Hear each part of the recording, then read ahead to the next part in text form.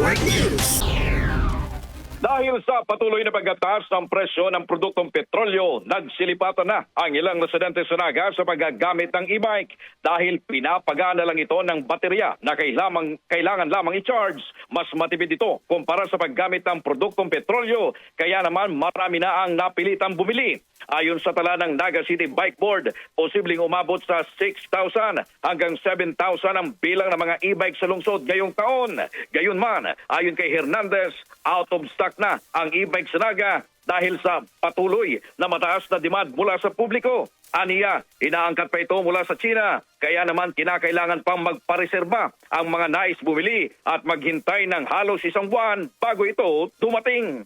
Previous stock nila. So wala na daw dumarating na furnace galing sa labas. So nag-order na daw sila.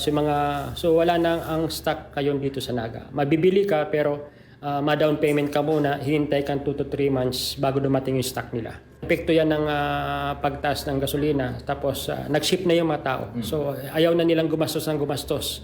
So kahit gusto nilang gumastos, baka hindi na maging available ang gasolina pagdating ng panahon.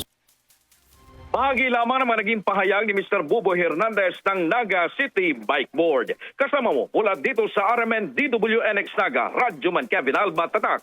RMN RMN Network News.